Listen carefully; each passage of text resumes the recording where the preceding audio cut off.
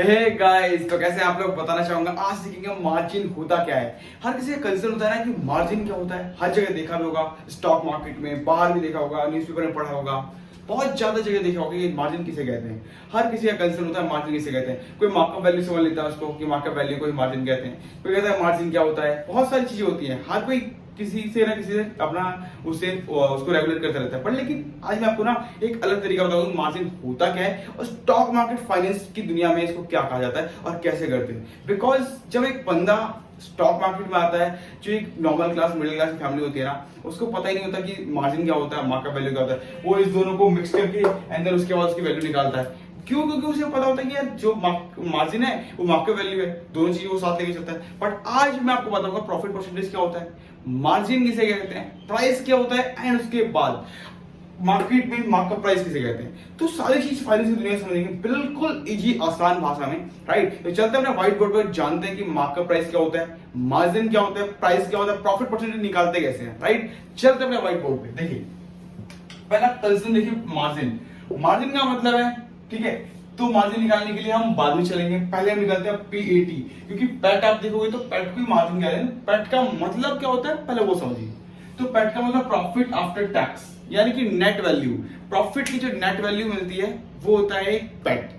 PAT का मतलब सीधा मानो तो जैसे अगर आपने 100 रुपए कमाया, 100 रुपए कमाने के बाद 20 रुपए का टैक्स दिया एक गवर्नमेंट को एंड उसके पास सारे एक्सपेंसेस को एक्सक्लूड करने के बाद जो 80 रुपए आपके पास बचता है उसको कहते हैं प्रॉफिट, यानी कि नेट प्रॉफिट। ये आपका बनता है प्रॉफिट आफ्टर टैक्स। ये होता है पैट। अब ठीक है, आपको पैट पता है कि पैट का मतलब क्या होता है पहला। राइट, अब देखो प्राइस, किसी भी वस्तु की प्राइस जो होती है, मतलब मान लो कि एक वस्तु जो मैंने 2 रुपए में लिया, ये उस वस्तु की कॉस्टिंग 2 रुपए की है, तो उसको कहते हैं प्राइस। अब मान लो वस्तु का प्राइस 10 रुपए है, नॉर्मल एग्जांपल, तो एक प्राइस कितना हो गया 10 रुपए। प्राइस तो हर किसी को पता है कि कीमत किसे कहते हैं। राइट, क्योंकि जब मार्केट में जाते हो कोई टमाटर खरीदता है, उसके बाद बोलता है कि आप 20 रुपए किलो टमाटर है, तो कितने की प्राइस है वैल्यू 20 रुपीज की। इसी तरीके से हम 10 रुपए का एक एक्स हम मान चलते हैं, एक प्राइस वैल्यू है। अब जानते हैं मार्केट प्राइस क्या होता है।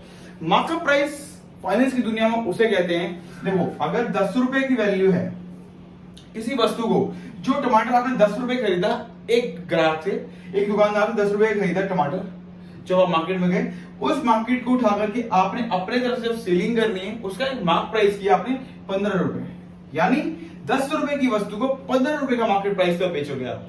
राइट, 10 रुपए का आपने खरीदा था मार्केट से, अब आपने एक नया प्राइस डाला कि मेरे पास ये चीज एक्सपेंसेस थी, ये था, मैं यहां से वहां तक गया, इतनी ट्रैवलिंग करी, इतनी कॉस्टिंग इसमें इतना आया। उसके बाद मैंने और भी चीजें उसमें देखा, जोड़ा, सारी चीजें करने के बाद 5 रुपए मेरा बनता है जो मुझे इंक्रीज करना है अपने जितने पे मैंने एक वस्तु को खरीदा है। तो उसके हिसाब से आप 10 रुपए की वैल्यू पे +5 कर दोगे तो 15 रुपए का एक आपने मार्केट प्राइस मार्केट में दिया कि इस वस्तु की कीमत 15 रुपए हो गई और मैं इस वस्तु को 15 रुपए में सेल करूंगा। राइट, तो इसको कहते हैं मार्केट प्राइस। अब देखो चलिए 15 रुपए आपने मार्केट प्राइस बना दिया, तो मार्केट प्राइस और मार्जिन तो बात की बात है, पर मार्केट प्राइस आपको समझ में आ गया कि मार्केट प्राइस क्या होता है। एक प्राइस की वैल्यू, एक वस्तु की प्राइस जो होती है उसके ऊपर जो आप मार्क करते हो अलग से प्राइस है, उसको कहते हैं मार्केट प्राइस। सिंपल, लाइक 10 रुपए की एक वस्तु थी जो आपने मार्केट से खरीदा, खरीदने के बाद अब आपको कहना है कि इसका जो कॉस्टिंग है इसमें और भी लगी है, तो 5 रुपए की कॉस्टिंग आई है, तो उसके बाद एक नया मार्केट प्राइस होगा 10 + 5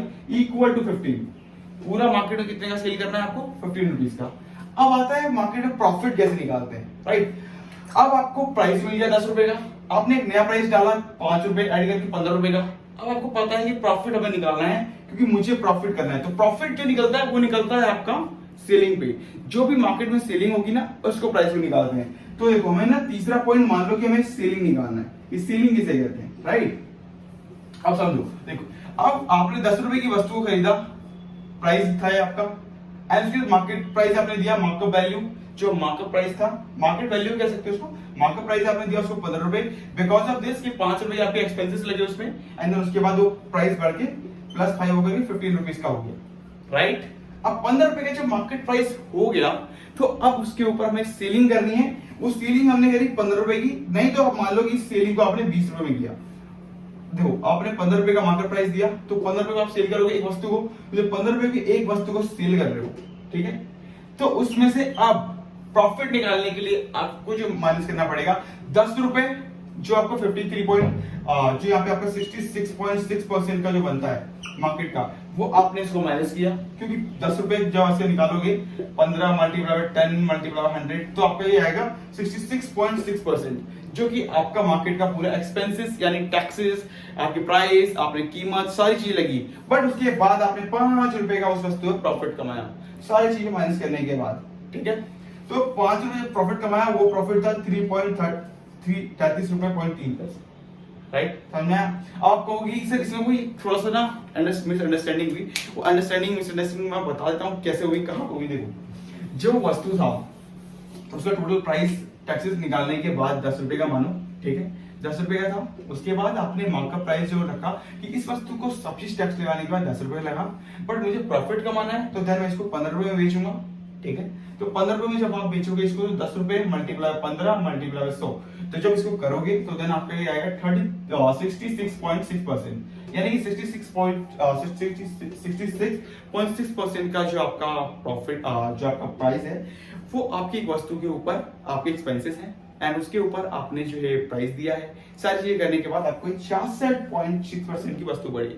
अब उसको आप 5 रुपए एक्स्ट्रा बेच रहे हो, यानी कि 33.3% का, तो ये आपका प्रॉफिट नेट मार्जिन होगा, ये होगा प्रॉफिट आपका, राइट। क्योंकि सेलिंग आपने की कितने में, 15 रुपए में, तो 15 रुपए में जब सेल करोगे वस्तु को तो उसका प्रॉफिट परसेंटेज निकल के आएगा, वो आएगा 33.3%, यानी जो आपको प्रॉफिट हुआ वो हुआ 33.3% का। जो मार्जिन है आपका वो प्रॉफिट होता है, और प्रॉफिट ऑफ मार्जिन जो निकलेगा वो निकलेगा 33.3% का, यानी कि after tax profit after tax deductions, यानी कि जितना था प्राइस था 10 रुपए का, 15 रुपए का हमने उसको मार्कअप प्राइस दिया। ये दोनों डिफरेंट है, मार्जिन और मार्केट प्राइस दोनों डिफरेंट है। अभी तक हमने मार्जिन की बात नहीं करी, हमने क्या कहा कि प्राइस से मार्केट प्राइस निकला 15 रुपए का वस्तु बेचेंगे हम 10 रुपए वाली वस्तु को, उसके बाद हम सेल करेंगे 15 रुपए पे, 15 रुपए सेल कर दिया वस्तु को, सेल करने के बाद प्रॉफिट निकाला और प्रॉफिट परसेंटेज आया 5 रुपए का, और उसको जब परसेंटेज लेके जाएंगे मार्जिन के परसेंटेज में तो जाएगा 33.3% का। ये होता है पूरा markup value, margin, price, profit, selling और एक प्रॉफिट आफ्टर टैक्स।